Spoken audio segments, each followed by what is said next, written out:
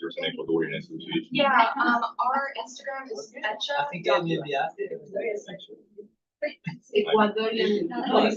You just have to do update when you don't need an update. Did you design that shirt? I did not design the shirt. I just became president very recently. Oh, I think we are ready to go. Well, if you come to our meetings, you get a free shirt. That's how we are doing. What about faculty? Can we get a shirt? Great. Okay. Well, I think that the technological problem is almost taken care. Thanks so much for being here. My name is Carlos de la Torre. I direct the Center for Latin American Studies. And today we have a very special event. We're also broadcasting live this event. We have with us Dr. Santiago Gualapuro. He's a Quichua scholar from Otavalo with a research agenda that investigates the linguistic and social aspects of Imbabura Quichua in Ecuador and the Quichua diaspora in the United States. Santiago has a bachelor's degree in agricultural business from the Universidad San Francisco de Quito in Ecuador. He was a classmate of Clever now, who was a student here. He has a MA in linguistics from the University of Texas at Austin, and an MA in Hispanic linguistics from the Ohio State University, and a PhD in Hispanic linguistics from Ohio State University. He's an assistant professor at Southern Illinois University in Carbondale. His activism in Quechua and involvement in the revitalization efforts of the Quechua language are the primary motivations for his research agenda in Quechua linguistics.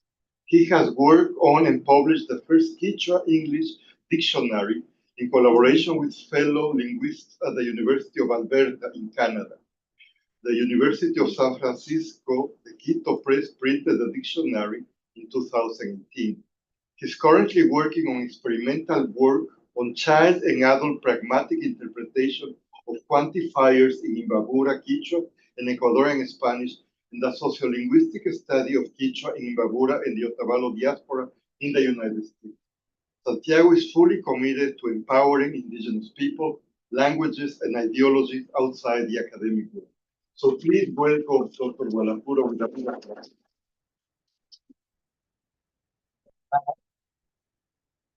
Manaya. Manaya is hi, how are you? Thank you, Carlos, for inviting me to talk to your students here, and hi, everyone. Well, I would like to talk today about this global South indigenous social-linguistic and cultural manifestations in the US. And in order to do that, I would like to first acknowledge the indigenous people that used to live here, were the Seminole and the Potano nations. But also, I would like to acknowledge that these works have been developed in the areas where used to live Chaposa, Chincoa, and other First Nations in Illinois, as well as I honor the Quichua Tabalo nation where I belong, where I'm from, and it's kind of my honor to also show the resilience of these indigenous nations in the past and today. So, said that, I would like to dive into what is today's presentation, and today's presentation is about, I will do a brief introduction of the Quichua Tabala in times, just to kind of get an idea of what we expect, the methodologies that I'm developing in doing this research, because this research is happening in Chicago, and the primary or preliminary results, because I had to go and dive into the data and to bring the final results. Hopefully, we develop an article or a book. That's the general idea. And then I will be doing some discussions out of it. Okay, so my goals today is about to situate the current stage of Otavalo Quichua in global stages, but more specifically in Chicago or Chicagoland. And then I would also like to kind of understand the pros and cons of this community in order to serve and maintain the ontological expressions in these global stages. And then I also want to kind of bring this interior perspective, more like self-ethnography, of this study, so to kind of see like, how the world looks at us, but also how we look ourselves into academic settings. That's the main idea of this. Okay, and all the pictures or the draws that I'm showing here have the permission to use it. So if somebody is aware of that. Okay. So then let's go to situate one thing here. We are like the Otavalo people, we are kind of very proud of who we are, especially because, you know, there are sayings that people in the world knows Ecuador, but first they have to meet Otavalo, and then we come to know Ecuador. So that is a saying, this is me, right? But there is a meme that's kind of interesting that we are all over the world. But the thing is that when the man set their foot on the moon, it was already an Otavalo sitting there and selling their handbags. So, and we take pride of it, and that's why like we're going starting from the pre-Incan times up to modern time in Chicago. And I will say that this kind of applies to all Otavalo Quichuas around the world. Okay, so introduction. To talk about it, first, short history of Otavalo. People who have studied history knows that when the Spaniards arrived, the Incas conquer of the northern side of today's Ecuador was just at the beginning stage. So that's why, like, for the place names around the area, the whole place names around the area are from the Quichua language. There is almost nothing related to Quichua names around that area, but some Spanish like San and something else. But then all of the other parts of the communities are in that pre-Quichua language. And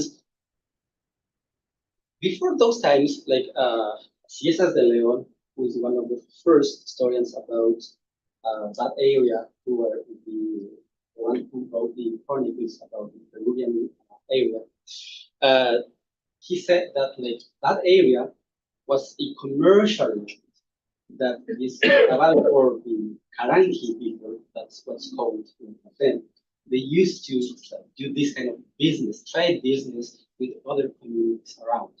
So kind of this idea of what I'm going to do kind of started or was already in place at then.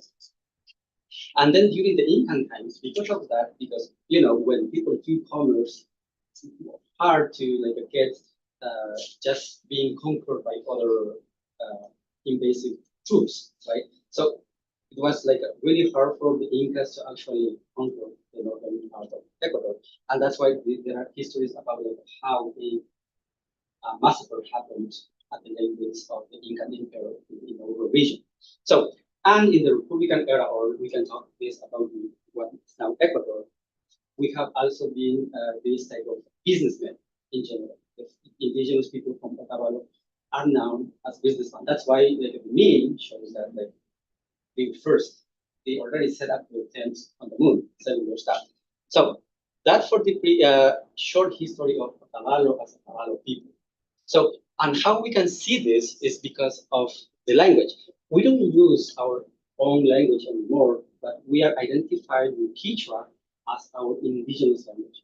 Our, I would say, ancestral language said, which is called the Karangi language, is already dead. Okay, we don't use that much anymore, but still identify as indigenous through Quechua. And for clothing, I am showing the picture of a Quechua lady here.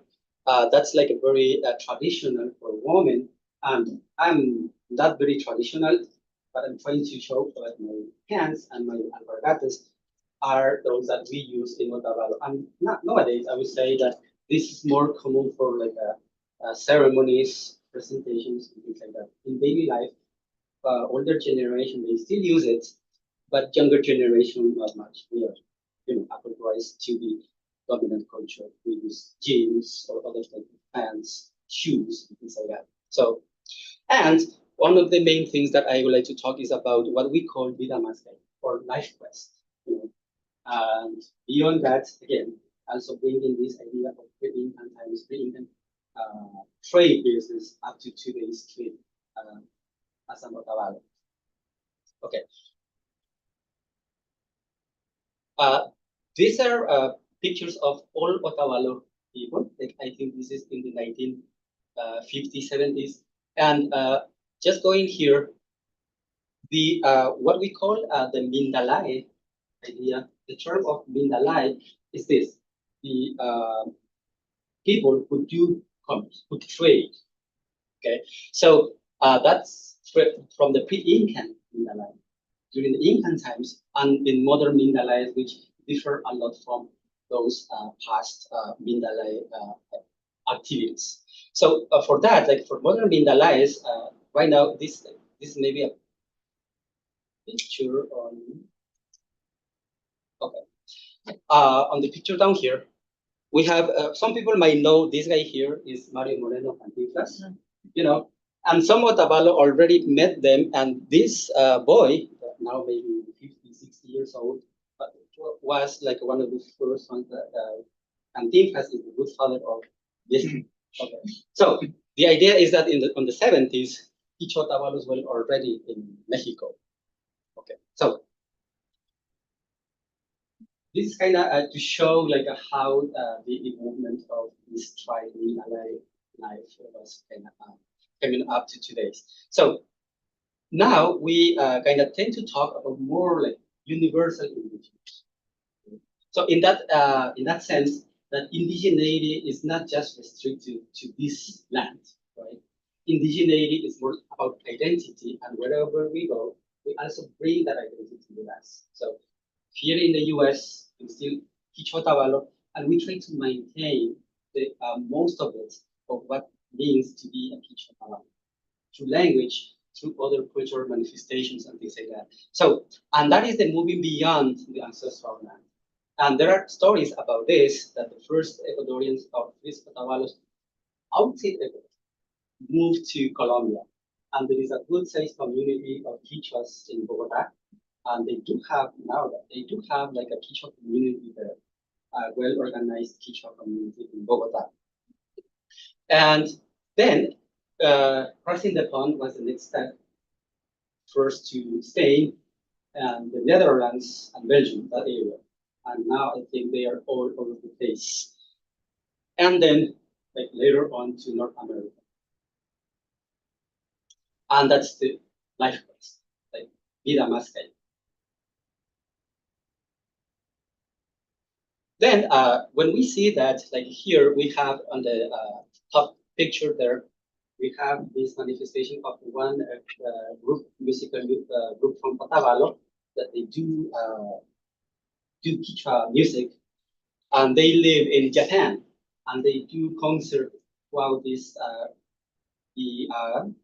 that's the east coast of Asia. Like they do that in Japan, Singapore, and sometimes they go to China to do their concerts, and they live there. So that's why, like, I kind of wanted to show, like, I don't know what they say in Japanese, but that's Japanese language promoting Quichua music in Japan. And then here, just to kind of show you that Yukanchinyang means like our life or our way. And they also do like other groups of Quichua Otavalos that they do concerts, cultural manifestation of being Quichua in Europe. Okay. So that's modern Mindalay. Modern Mindalay, I just remember what was that? Monday, I was in St. Louis, okay? And I wanted to go to a restaurant, and there was this one Ecuadorian restaurant. And when the owners showed me there, they said the first thing that they asked, "Where do you have your store?" Okay, that's like I would say, the stereotype of the Otavalos. Like, you are doing business, right? Where you're doing business? And I said, I'm not doing that type of business. I'm a professor. So that's a kind of new thing, right? But still, you know, that's association of this Mindalay idea. Where you have your store? Okay. So, but then there is also another way to do this, and that's why I'm showing this. That wherever you go, you find out Otavalo doing either music and have your space where you are selling your stuff. So music is very interesting and kind of brings us this idea of being in our homeland, in Otavalo. The another thing, like traditions and the cultural views that goes along with this type of manifestations. Music in Quechua, music in Spanish, but talking about what is left behind in Otavalo. Okay. And then, as I was saying, now, now that we are talking about these global ideas, yeah, we do sell a lot of stuff, but also made in China stuff, right? Which is also common. You go to the stores and you see made in China everywhere. So we are in a global world. And then, and I will be talking about more later on the presentation. Like, what else is there to show Quechuaness or Avalaness? What is in there? How do we show this type of ideas in a global world like today, and more specifically in Chicagoland? Okay, so for the current study that I'm developing, okay, I'm doing socio-linguistic interviews to study first Quechua use in the US context, but also to study like how that's being changed. Is either their shift to Spanish or English, or are we using all three languages together? Like that's the idea to go. But for that, I still have to develop the measurements to bring a whole idea of what's happening linguistically. But then I'm also doing dissertation notes, like looking at what's happening, like visually, what's happening there. What is something that they are, like the community is not telling me that is there, and also I'm doing language background information, like using surveys to see like for like a quantitative measurement, like what you're saying, does it measure also with these quantitative methods? Okay, and this is right now, I'm doing this in Chicagoland, but I'm also expecting to expand this to New York and other states where teachers live. Because, they are not just in Chicago or New York, but there are like sizable communities in Charlotte and somewhere else. So I'm trying to see if I can do this research or move beyond towards that and to get the US the whole. Okay, so one of the interesting things that I found, like this is preliminary results, okay? So is that like, this is not just like this one way, Ecuador to the US. Because for the people that I have interviewed, they have told me that some of them, they first went to Europe, Spain, and the Netherlands. And then from the Netherlands or Spain or from somewhere in Europe to the US. Okay?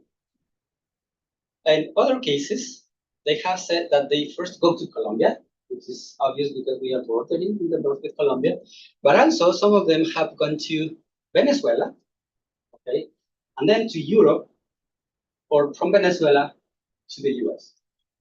Okay, so, and others, comes directly from Ecuador into the US. So there is not just like a one-way immigration to the US. Okay, so, and there's like a different immigration stages, talking about like the first migrants here, they already like 25 years, 30 years here in the US, in Chicago.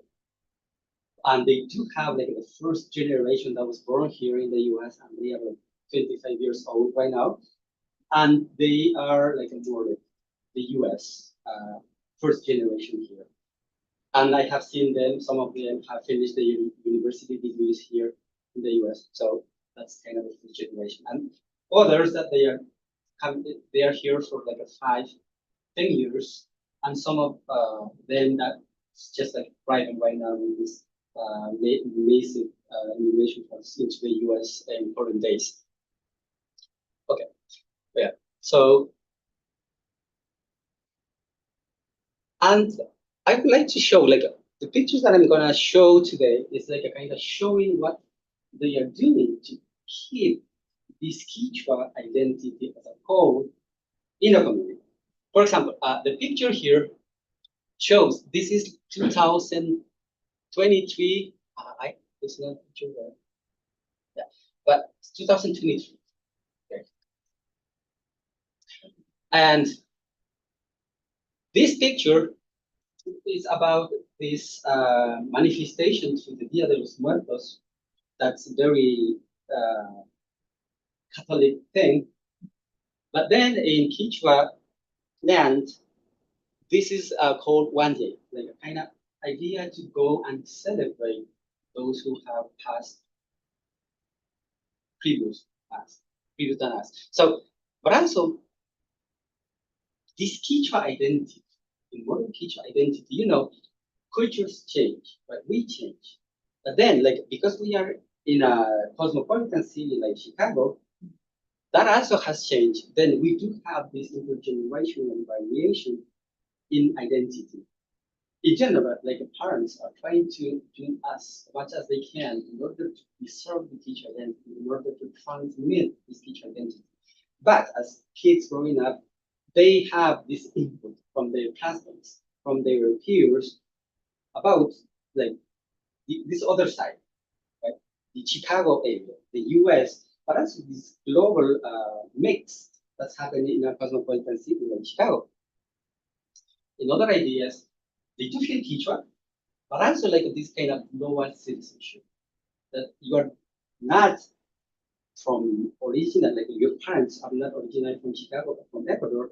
So you have that idea of Ecuadorianness in a way, of Otavalo in a way, but also the US. But also like as in modern times with technology, you can kind of mix this cultural identity with whatever is happening in other parts of the world. So then this Quechua identity is also this, like blended with these other informations that we have together.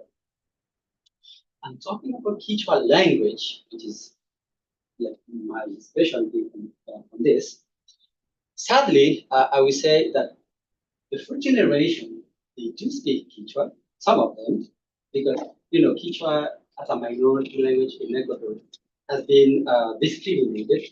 So most of like our parents, they didn't pass the language to their children. And these children, they don't know Quechua, so they are not passing the language. So in that case, there is an intergenerational linguistic shift to English, because I have seen that there is Spanish, but the majority of the people who live here, the third generation, they are fluent, dominant in English. They do speak Spanish, but Spanish that they speak, visually, they have this English accent. So there is an intergenerational shift into English or Spanish, but very few I have seen like one little kid that speak Quechua fluently, which is like one of the rare things that I have found in Chicago. Like these little kids, that family lives in Chicago, and these kids are born here in the US. Some of them need to speak Quechua. If you have questions, please feel free to raise your hand and ask me for the presentation. Okay, but then when we talk about the other Quechua knowledge, Quechua culture manifestations, that's very strong. And I said this because I was in Chicago for the first time in 2004, no, 2005, and but then was this little movement of the community that was trying to organize some events just once a year. Because for Indigenous, this Inti Raimi is one of the main celebrations. And that was the event that they were organizing, that was happening in Chicago, New York, and other areas of the US. So for this is strong and right. And as I will show here, okay,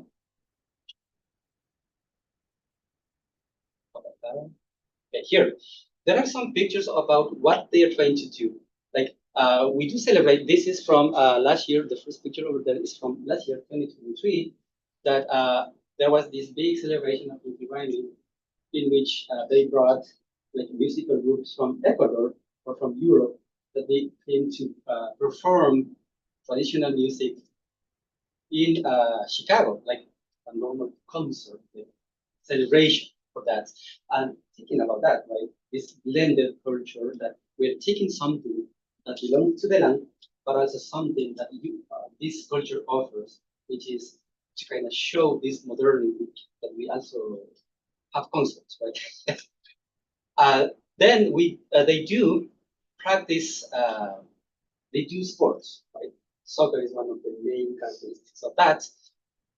Food, in a way, but also like we do have this idea of education to bring Quechua scholars, not just from Otavalo, but Quechua scholars from other parts, like my friends from Harvard University, that went to have this little discussion about Quechua and transformation. Because of the place where we are, this transformation, this cultural transformation is happening. And also like Seminario de Finanzas. You know, we need to know about finances. So we need to know about that. So they are doing this type of things too. But also one of the very interesting things is that they are not just doing this within the community, but also going outside, like looking at what else we can do. And these are the Quechua, the first generation girls that participated in one of these UN conferences about indigenous rights. And there are some other more examples that we can find in their Facebook page. And by the way, as I was saying, all the pictures that I'm showing here, I have their permission to use, and that's publicly available on their Facebook page. Okay, so I would like to show here one of the Inti Raymi celebrations. The idea here was to kind of show this piece of this concert that was in Quechua. Sorry if the sound comes along all the way, so I will try to stop if the sound kind of disturbs, like this echo comes in here. But just idea that I would like to show.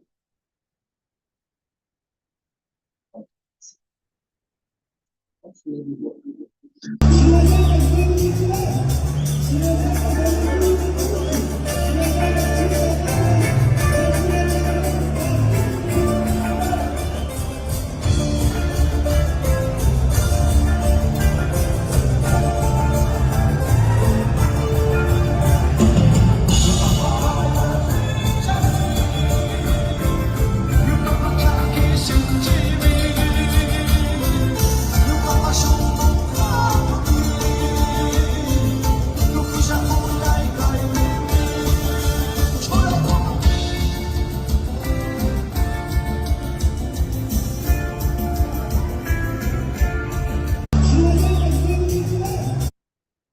So just to kind of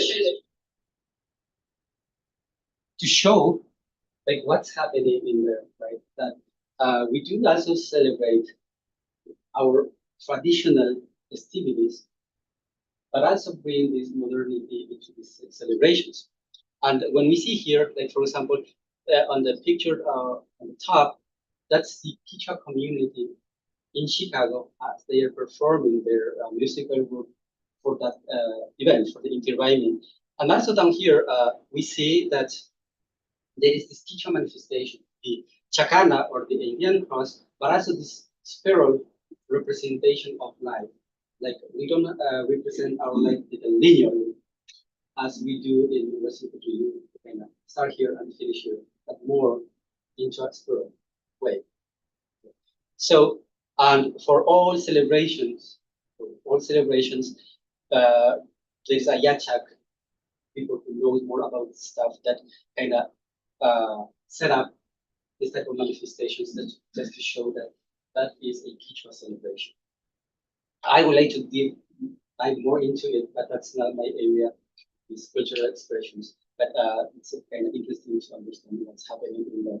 But also, as I was saying, this cultural manifestation does not stop only there, that we have to manifest this from our own, but also to participate in different events like Indigifest that happened just like a month ago, where they participated in a bigger indigenous meetings with the native tribes here in the US. So it's more like a coming together, but coming together to manifest indigeneity into a bigger picture of indigeneity in Chicago. Okay, and here, linguistically, I would like to show this video too. It's like, in order to can express these ideas, it would be better to express it in our language, right? So one of the ideas was to why we don't try to teach Quechua to children and adults in Chicago. And one of the Fulbright participants that were for teaching in Notre Dame went to help the community to teach Quechua. And I will show just a portion of it. Quechua teaching happening in Chicago.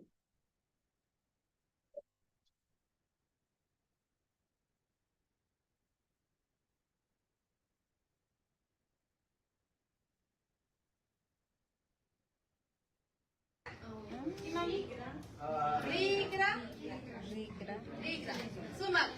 Ya, China Chinese. Kunang gurpi khatari pait. Gurpi khatari pait. Ari. Khatari pait. Chaimanda oya waichi. Kitinguna. Oya ita jago ya waichi. Kitinguna puri gringichi. Kimsa. Runa kunawa tuparichi. Nispa, nyuka tu pari ni masiwang, hipada masiwang. Pari masiwang tu pari, tapusha, may handapas, tapos ima sudita kangi, ima tulputa alikachingi, ima uiwata alikachingi, nispa tapus. Kinsa tu tapushu, shuk masiwang. Ari? Yam, ari, yam. Tu pari sin turishan si tapus. Okay. That was like a Quechua class that was developed for the community in Chicago. And this is something that, like, I'm in Illinois, but like far away from Chicago, but still something that I really like to develop more in, especially the community. So that's like for the Quechua language use that I'm trying to develop in Quechua. And the sad thing is that, like, still we need to develop materials in order to teach more, to teach strongly the language for more people in there. And also, like, we don't have people who can actually teach Quechua to the community, because as far as I have seen, they wanted to, like, they were looking for more people to come and be able to teach Quechua. We don't have materials, and we don't have like somebody who can do that, and that is something that community is a good sized community that can do something like that. So that's something that hopefully I would like to develop with them. Okay. So in general, like, those are the manifestations that we see there. But then we are not, or they are not just stopping doing that nowadays. And now that we see that we can do more, we can teach Quechua, hopefully more in the future.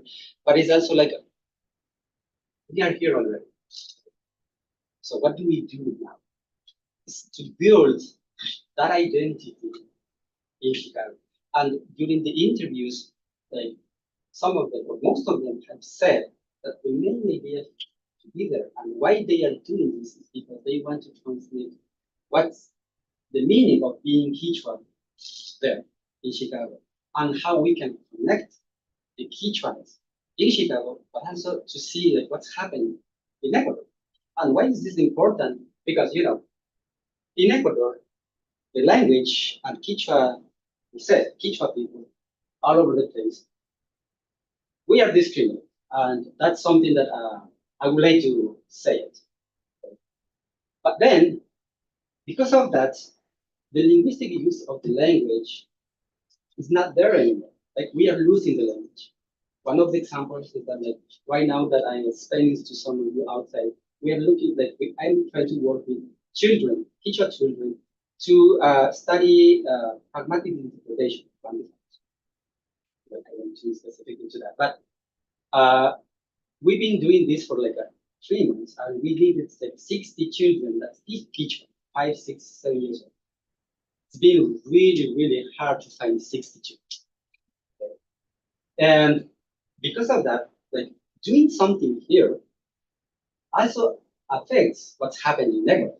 And what's happening in Ecuador affects here too. So in order to do that, I think it's very important that the Quechua community here vibrant. Because we are showing that being Quechua is important because we show that currently in the US, so you can be proud in Ecuador too. So in that way, it's very important. So the idea is like, I'm showing this, sorry. I'm showing this picture because they are developing this logo that identify themselves like, the being. And within that, which represents Chicago, but also we are there showing our identity, showing our cultural manifestation, as I was saying, culturally, really vibrant, strong. So the idea of building the future here in Chicago is as I was saying, during interviews, what they said is to preserve the culture for their children, to show them what's to be Quechua in the dress, in what we do for the festivities, like the Inti Raymi and other festivities, not just Inti Raymi, as you saw the one day, the Mushuk Nina, which is the new Indian New Year, which happens in March. Okay, so preserve that, preserve language, preserve culture and other ontological expressions, and disseminate within the community, but also disseminate throughout the US. Because this is like for the Inti Raymis, right? Seeing is that when you do something like this, you are not doing this just for the people in Chicago. You see that in that event, people come from all over the states. I have seen people from Utah dancing in the Inti Raymi there, from New York, come together and dance from Wisconsin. So these celebrations do not only stop with Chicago, but try to bring the whole community together, whole Quechua community, and not just Otaval, right? Because indigenous people of Quechua in Ecuador, we are not just Otaval. There are Quechuas, 12 different Quechua nations within the Quechua people in Ecuador. So, and it's important for that to understand these challenges, right? Because the US and the dominant culture shows us different aspects of life that's attractive, like money, like the dressing, the easy of traveling, and many other manifestations that are attractive to children, especially when they are grown up. So how we understand these challenges and what we can do in order to bring that, but also bring this Quechua areas into the equation. So in order to do that, like we have to understand that now we have these blend identities, right? As I was explaining in the beginning, that we are Quechuas, we are here in the US, we are doing the Mindalay work, but some others we are doing the academic work, and some others are doing other stuff. That does not kind of restrict it now only to the Mindalay life, right? That they as I was saying, still there is this nice stereotype that where is your story? But now they get to say, okay, so what do you do for living, right? So this is the idea that also like we tend to, at least from the academic point, that's also my idea to see that what else we can do without losing our identity as Quechua Navarro. So in general, these blind identities, they bring these global South identities, Quechuans, of Guinea, but also are mixed with these ideologies here in the global north, which usually means money or capitalist, right? And here, like preserving. This picture shows like how little kids are learning how to play musical instruments. But again, as I was explaining at the beginning, right, this is one of the main manifestations. Wherever you go, either you are doing music or your spot selling stuff, right? So it's important that they also learn that part of the culture, right? To know how to play music or instrumental music. I am one that I don't do that. I try to learn guitar, but that's not for me. So again, this also faces some challenges, right? We are away from motherland. We don't have that 100% input of what's kitchen. So we have to bring something that we are able to here and what's available here and adapt these motherland knowledges to these new realities based on the limitations that we have for such process here. And one of the hardest things that I have heard is to incentivize these new generations to practice. Why? Again, because they are in a different settings, right? And they are looking for other stuff too. Again, like academic or other type of business, not anymore like 100% focused on the in the life. Okay, so again, to incentivize this new generation to participate, to teach them musical instruments. Still, I have heard the people that say that they bring their children with them when they go to set their selling stuff in some other states. Like they know this activity too. Okay, so this is kind of important thing again to show how the community is trying their best in order to transmit this idea to their children. Okay, so that is like in general what I have shown these preliminary results of what they are doing. Again, this is coming from these interviews that I have been doing with them. Again, it still needs to be developed more, and I did this like this past summer with them. So talking about that, Quechua identity. There is not just like one Quechua identity now. Blend is mixing with this whole information that we have in a cosmopolitan city like Chicago, linguistically, culturally, but also this Mindalay identity is also evolving, right?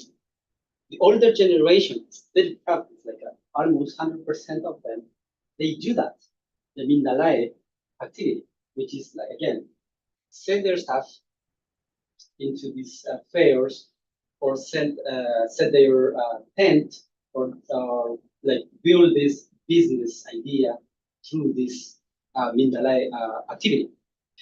But then also like others look for like a construction works or academic works.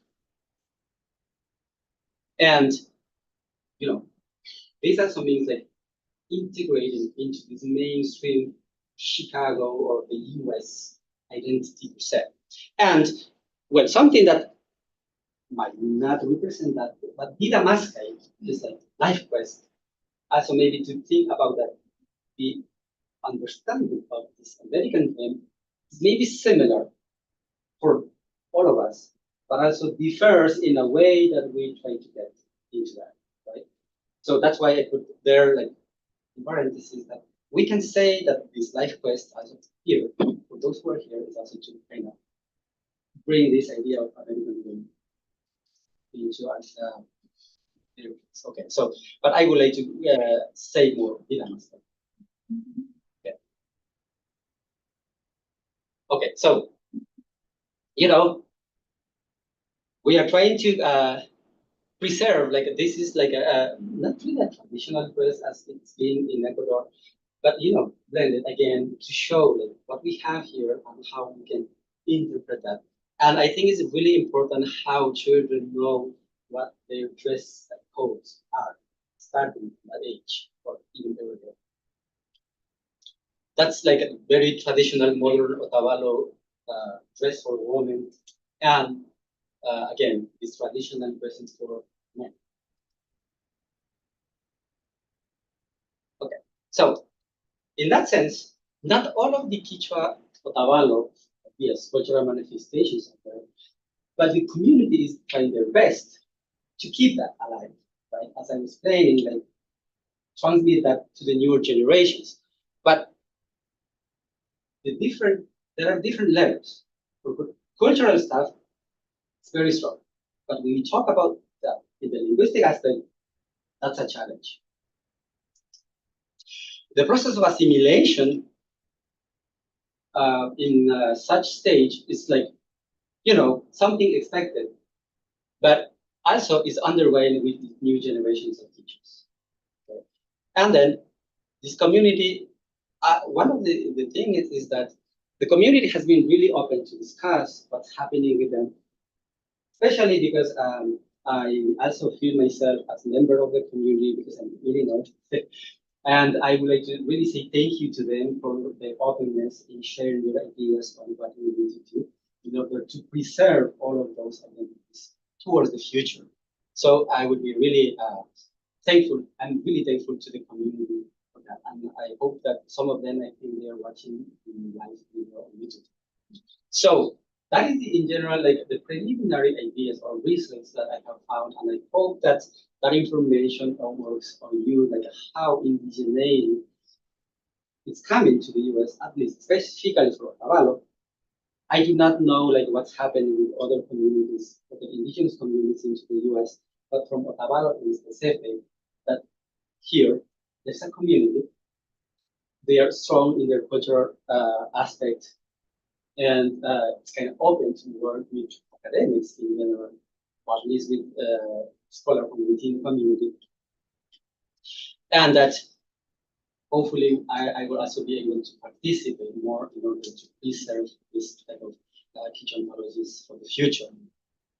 Because myself, I have my kids, and I kind of try to make sure that they do speak Quechua, but because we are in a small community, then we don't gather too much with other Quechuas. So that's something sad, but And for this presentation, I have used references from these authors here, and I would like to say thank you.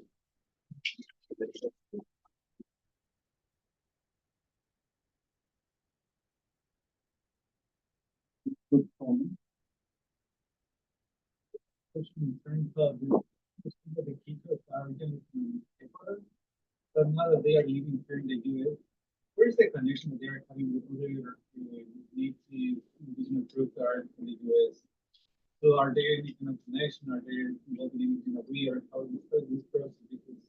Yeah, well, there are connections, especially like when I show one of the flyers that they do for the Indigenous. They try to connect with other groups, and specifically like when they do like for this Mindalae lifestyle, like when they go to sell their stuff, they also go to like a powwows, right?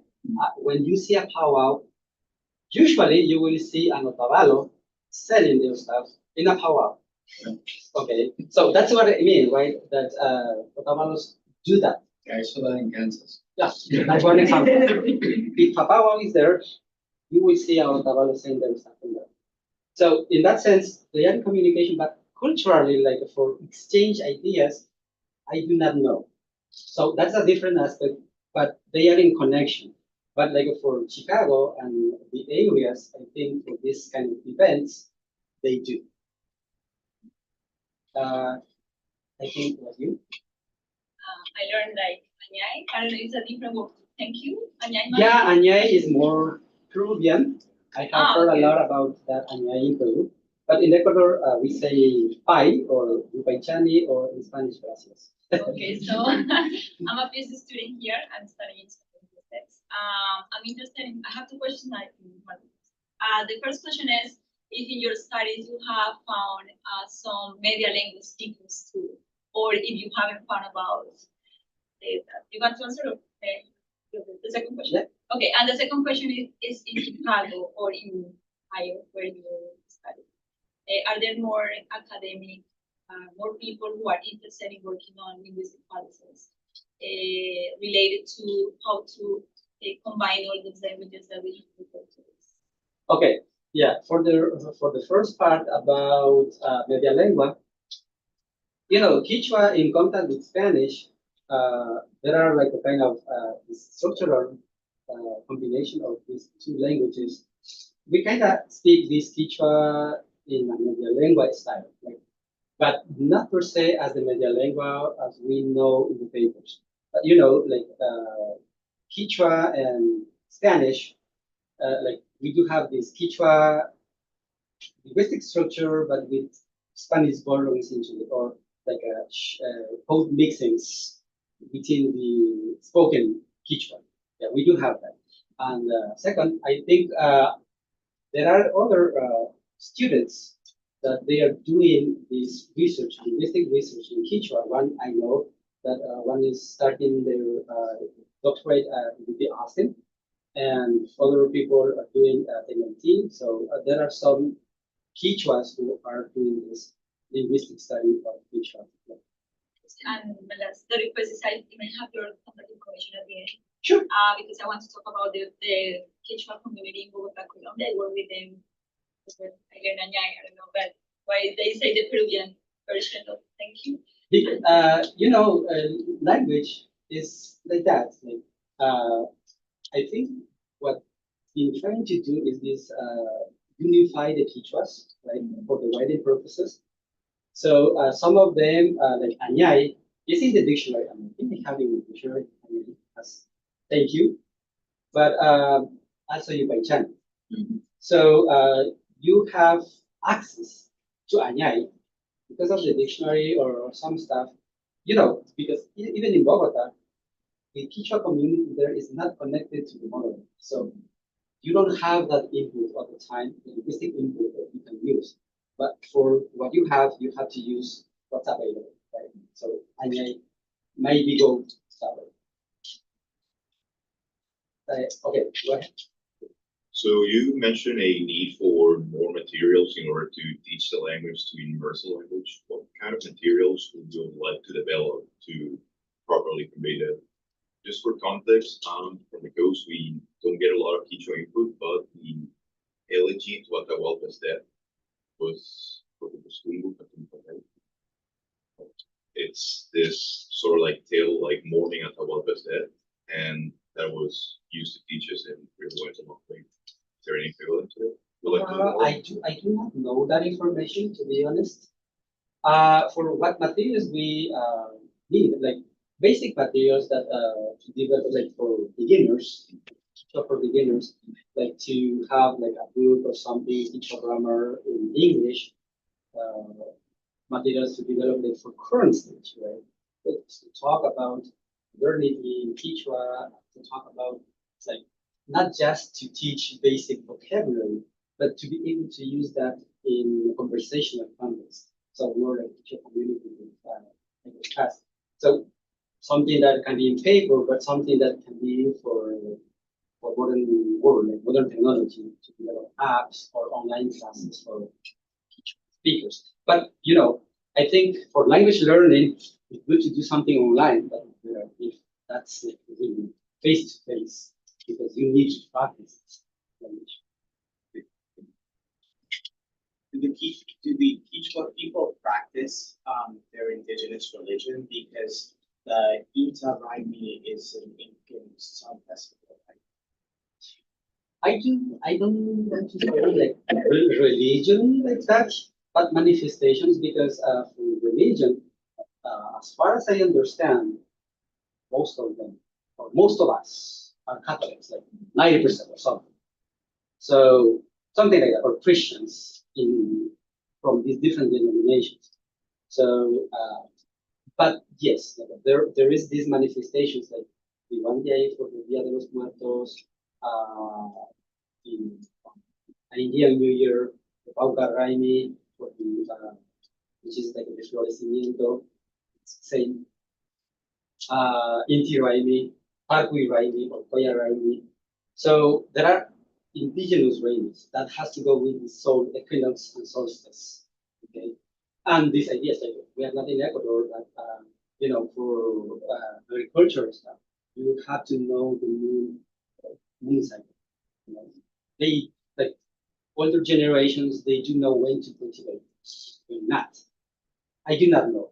So, but still, my mom used to say, today is not a good day to cultivate. But the other day, yes, I do not have that information personally. But yes, I will not say religion per se, but other information that is also teach about nature. I was curious, in Chicago, is it mostly or all Otavalleño speakers of Quechua, or are there people from La Sierra or Napo or somewhere else? Well, you will find like a whole Ecuador in there. But my research has to do with Quechua Ottawa. Yeah. But I know that there are people from Cañar, which is the main province that sent immigrants to the U.S., indigenous from Cañar.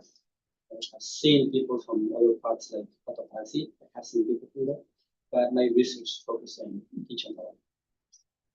I also want to offer an anecdote to your question. I'm from Miami, and there's, like you say, at the powwow, there's a Quechua, there's a Sita said in something, and actually, in Brighton Reservation, I study Greek, which is the native language of the reservation, and at the powwow, I was disappointed to count 4 instances of hearing Quechua, one of Muskogee Creek. So in that reservation, actually, I win. But that in terms of like inter-nation contact like this, I do know that in that reservation that they have started having ceremonies, open information, I'm not snitching or anything, but that they have ceremony now where Seminole medicine men will invite people from Pueblo Copan and Pueblo Quechua, well, from the Amazonian side, and in a sort of Muskogean ceremony, they now take, oh my goodness, what is the name of this root that they take in the Amazon? No. Ayahuasca? Ayahuasca. Pena. Nerves. It's the eye. So there, at least in South Florida, there is sort of the beginning of this sort of ending of, each one local. Yeah. Well, as I was saying, like for the this Mindalae style, you can like any how you go, there is a chance that you will see a Motavara. There's a big chance.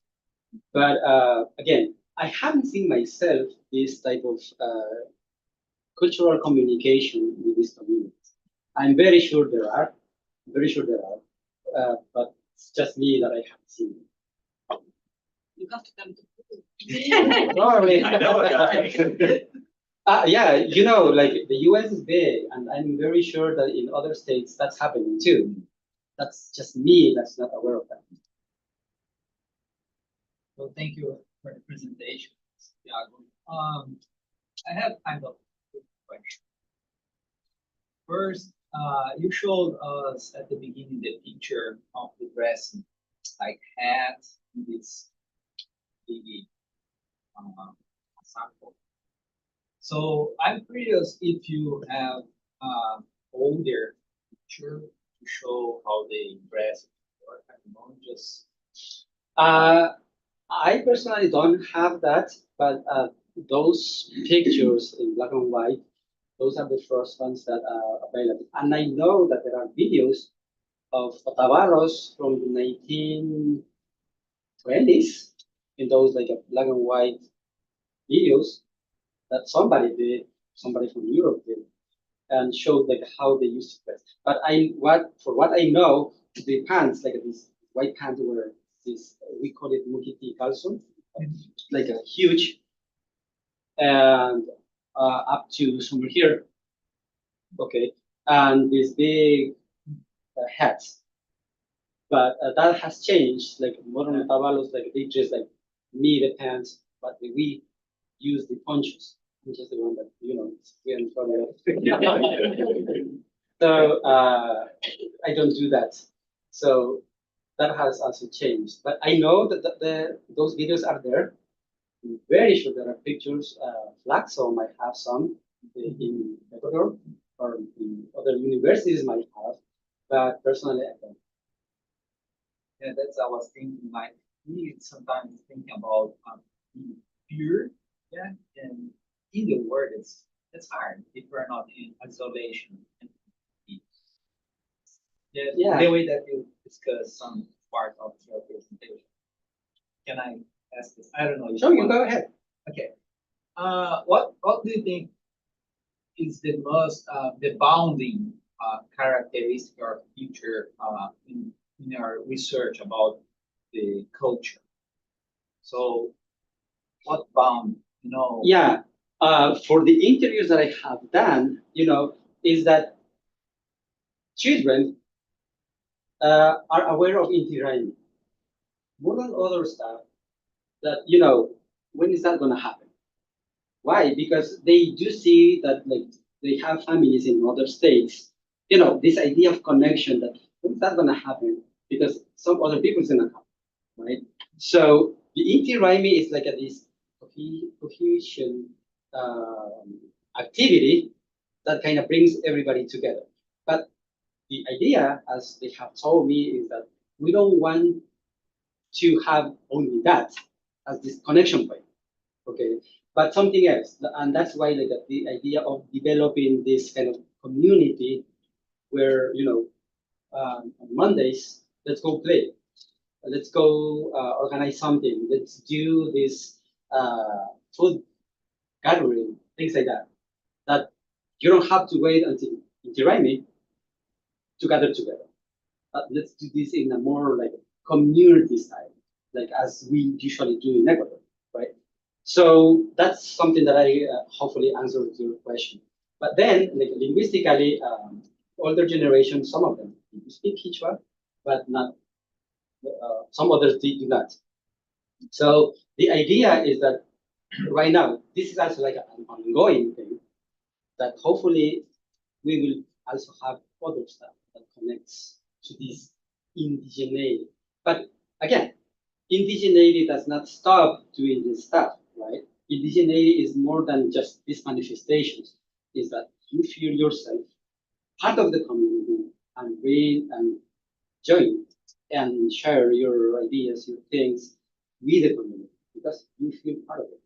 And I think that's what very much we say. And again, we cannot get isolated, especially not in the modern world, right? And that also brings this change. And cultures have changed, and it's gonna change. Right now we have this that kind of shows Quechua, but in the future probably it will differ what shows your Quechua identity here in the US.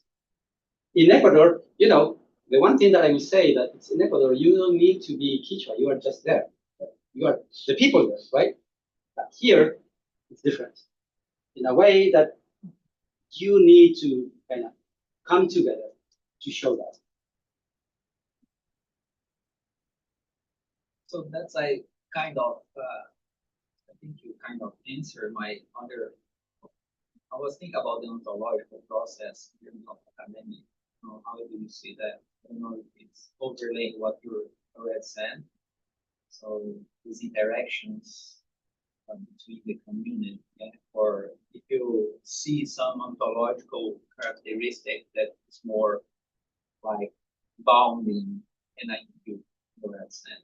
Yeah, as I was saying, like this is an ongoing project, and the main things that you see again. Yeah, so is this rhyming, the Inti rhyming, because again, that's not just for the people in Chicago; it's for the whole U.S. in general. Because again, you see people that drive from California or from North Carolina to Chicago to participate in that.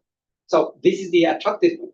But again, as we see that, that is something that kind of brings this cohesion. But the idea, as far as I have heard, is to build around that these other cultural manifestations. Like, now let's take a seminar about finances, but for Quichuas, right? So I think that those are also other important aspects of a living culture, that we do not just manifest Quechua-ness from what is in Ecuador, but also to bring this other part that is here. So this other information that probably is not Quechua, but it's gonna help the community to grow. Or at least that's the what I have seen or what I have heard from my informants, my participants.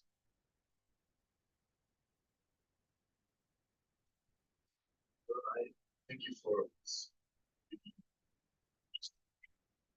Yes, I just want to ask a very simple question because I asked them to other people from this, and it is the role of technology to which keeps involved, keeps alive.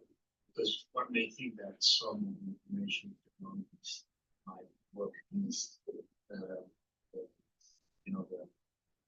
survival or growth culture. But some have said no, we have to use these things like translators and intelligence, social etc. Well, I have tried to develop something like that, but I do not know that terminology. So I can do some linguistic stuff, but not develop an app person because I don't know that. I don't have that skill. But there are like people who have that degree, those degrees, but trying to do something like that. And I know that people here and there that they are developing this little stuff. We haven't been able to like get together to build like a one good system where we can do something like that. But at least for Quechua, I would say I don't think Quechua, well, that's my thinking, well, this is not personal, that we don't tend to limit the access to technology. Just bringing back the beam. They were already in the mood. Why to not allow things like that for developing the language? So I would be in favor of that personally. It's just that activities, my own activities, and I do not know the technology how to do that. So if somebody wants to do something like that, I think the linguistic resources that I can participate with are there, if if the time allows. That's what I would say. So what exactly is the difference between Quechua and Quechua? Is it like two languages entirely separate? Do they have similar roots? Okay. Or- Linguistically, I would say that Quechua, or that's what the current trend is going to, is that Quechua, let's think about Romance. Okay. Romance or Spanish, Portuguese, Catalan, French, and so on. So Quechua. But then Quechua is just like Spanish. It's another language.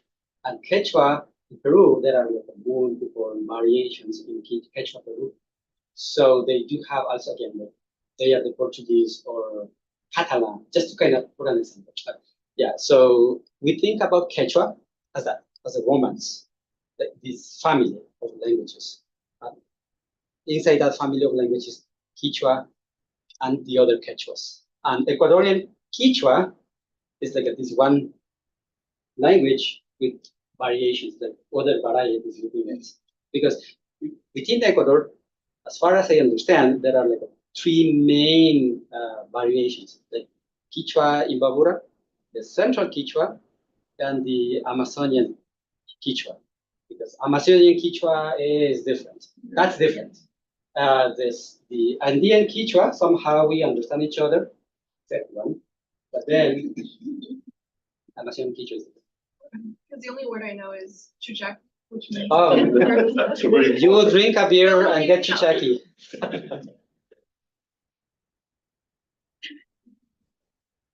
Hangover, yeah.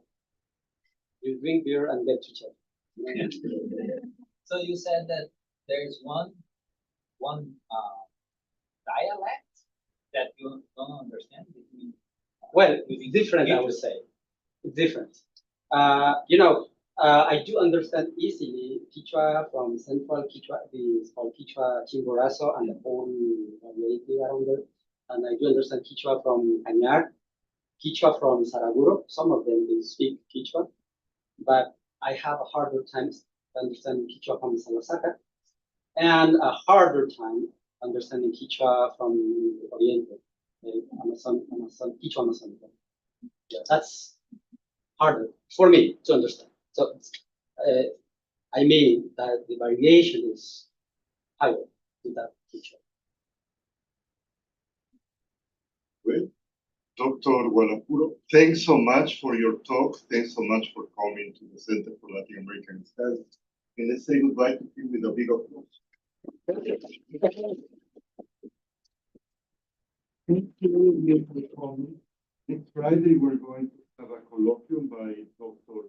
Karen Martinez Novo on paternal from ventriloquism. Thank you. Have a great week.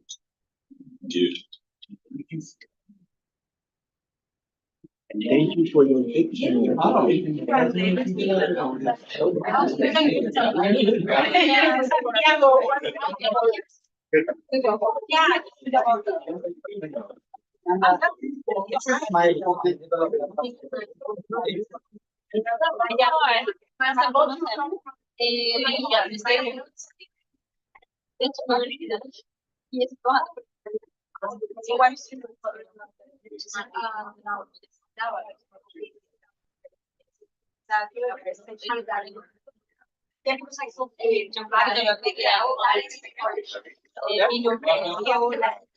Yo lo busqué inmediatamente.